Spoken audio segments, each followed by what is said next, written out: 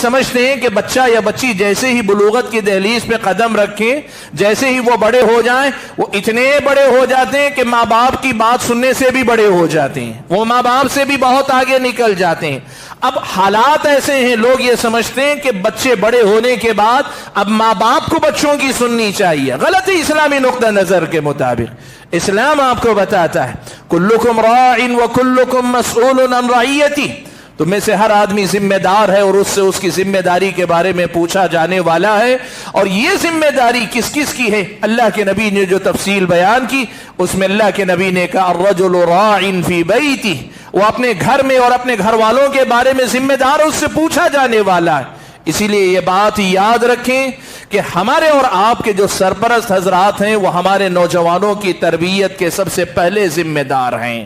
اور آپ یہ بات یاد رکھیں کہ آپ کا بچہ بلوغت کی دہلیز میں قدم رکھا ہے تو بچپن کے مقابلے میں بڑا ہوا ہے، آپ کے مقابلے میں وہ بڑا نہیں ہے، وہ ابھی بھی آپ کا بچہ ہے۔ اور بچے چاہے جتنے بڑے ہو جائیں ماں باپ کے بچے ہی ہوتے ہیں۔ اور نوجوانوں یہ بھی سمجھا کرو ماں باپ کے بچے بن کر رہنے میں زندگی کا ایک الگ لطف ہے، کبھی وہ لطف بھی لیا کرو۔ کبھی یہ بھی دیکھا کرو کہ اپنے ماں باپ کے سامنے ہمیشہ کے بچے بن کر رہو۔ اللہ تعالیٰ نے زندگی میں ایسی لذت، ایسا لطف رکھا ہے کہ آپ کو مجھ کو اندازہ نہیں ہو سکتا۔ پہلی بات میں نے کہی والدین ذمہ دار ہیں۔ آپ کو معلوم ہے حضرت عائشہ صدیقہ رضی اللہ تعالیٰ عنہ کی شادی اللہ کے نبی سے ہو گئی۔ حضرت عائشہ صدیقہ رضی اللہ تعالیٰ عنہ اللہ کے نبی صلی اللہ علیہ وسلم کے ساتھ سفر میں ہیں۔